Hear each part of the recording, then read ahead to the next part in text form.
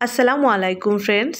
আজকে আমি খুব মজার একটা আলুর দমের রেসিপি আপনাদের সাথে শেয়ার করব। এইভাবে আলুর দম তৈরি করে আপনি রুটি, পরোটা, লুচি, ভাত সব কিছুর সাথে সার্ভ করতে পারেন।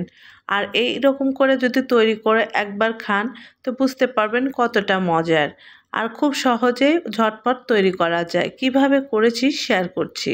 তার জন্য প্রথমে দেখেন কিছু আলু সিদ্ধ করে নিয়েছি। আলুর ভিতরে যেন সাদা ভাব না থাকে এই জন্য একটা কাঁটা চামচ দিয়ে একটু কুচিয়ে নিচ্ছি। আপনারা ছোট বড় মিডিয়াম সাইজের যে কোনো সাইজের আলু দিয়েই এটা করতে পারবেন। তো আমি এটা কুচিয়ে রেখেছি। এখন আমি মূল রান্নায় চলে আসলাম। আমি কিছু পরিমাণে তেল দিয়েছি। তেলটা একটু গরম হলে সেই আলুগুলো দিয়ে দিচ্ছি। আপনারা ছোট বড় যে কোনো সাইজেরই কিন্তু আলু দিয়ে করতে পারবেন। আমি হাফ চামচের মতো হলুদের গুঁড়ো দিচ্ছি আর পরিমাণ মতো লবণ দিচ্ছি। দিয়ে এই আলুগুলোকে একটু ভেজে নিব। আর এইভাবে ভেজে নিলে হবে কি আর লবণটা ভিতরে যাবে এবং আলুর যে একটা কাঁচা স্মেল থাকে সেটাও থাকবে না। তো অবশ্যই চেষ্টা করবেন ভেজে নেওয়ার জন্য। তো একটু আমি হালকা একটু কড়া করে ভেজে নিব। তো দেখতে পাচ্ছেন একটু কড়া হয়ে গিয়েছে, যেহেতু রান্না করব সেজন্য আমি উঠিয়ে নিলাম। তো ওই তেলের মধ্যেই দেখেন আমি 1 চামচের মতো আস্ত জিরা দিয়ে দিলাম আর পেঁয়াজ কুচি দিয়ে দিচ্ছি। আমি যেহেতু পেঁয়াজ পেস্ট দিব সেজন্য পেঁয়াজ কুচি বেশি দিতে হবে না। পেঁয়াজটা একটু ভেজে নিব।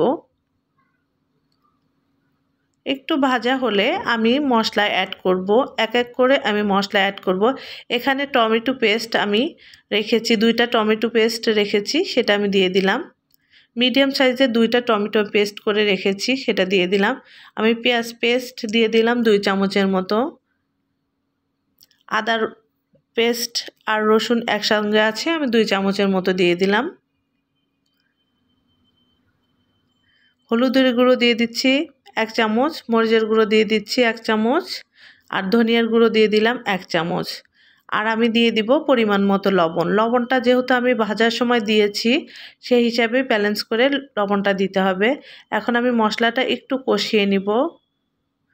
মশলাটা একটু কষিয়ে নিলে যে মশলার যে কাঁচা ভাবটা সেটা চলে যাবে।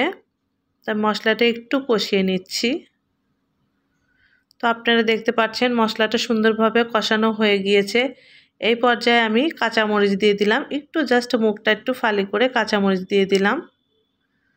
কাঁচামরিচটা দিলে ফ্লেভারটা ভালো আসবে। তো এখন ভেজে রাখা আলুগুলো দিয়ে দিচ্ছি। এখন মশলার সঙ্গে খুব ভালো করে কষিয়ে নিব, যেন মশলাগুলো সুন্দরভাবে আলুর সঙ্গে মিক্সড হয়ে যায়।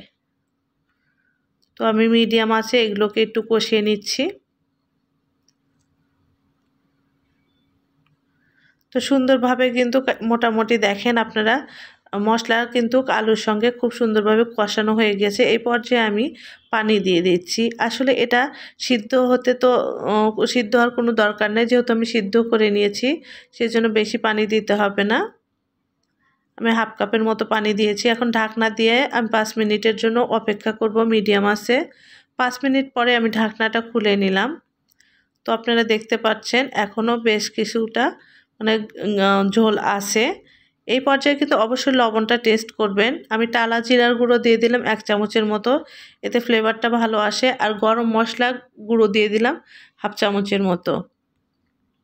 গরম মশলা গুঁড়োটা দিলে ফ্লেভারটা অনেক ভালো আসে।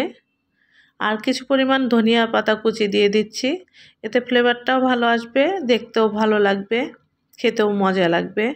তো আমি ভালো করে একটু মিক্সড করে নিচ্ছি। ধনিয়া পাতা দেওয়ার পরে ভালো করে একটু মিক্সড করে নিচ্ছি। এখন ঢাকনা দিয়ে আমি 2 মিনিটের জন্য রেখে দিব। 2 মিনিট পরে আমি ঢাকনাটা খুলে নিব। তো দেখেন সুন্দরভাবে কিন্তু কি হয়ে গিয়েছে। এই পর্যায়ে নামানোর আগে আমি 1 চামচের মতো চিনি দিয়ে দিলাম। চিনিটা দিলে টেস্টটা অনেকাংশে বেড়ে যায়। যারা চিনি খেতে চান না তারা স্কিপ করতে পারেন, কোনো সমস্যা নেই। তো দেখেন সুন্দরভাবে হয়ে গিয়েছে, গ্রেভিটা ঘন হয়ে গিয়েছে আর উপরে কিন্তু তেলও উঠে এসেছে। নামালে আরও অনেকটা টেনে যাবে। তো এখন আমি নামিয়ে পরিবেশন করে নিলাম। তো তৈরি হয়ে গেল মজাদার আলুর দমের রেসিপি। খুব সহজ ঝটপট একটা রেসিপি, খেতেও কত লোভনীয়, একবার করলেই বুঝতে পারবেন খুবই মজার একটা রেসিপি। তো আমার রেসিপিটা ভালো লাগলে আমার ছোট্ট চ্যানেলটা সাবস্ক্রাইব করে আমার পাশেই থাকবেন। আজ এই পর্যন্তই। আল্লাহ।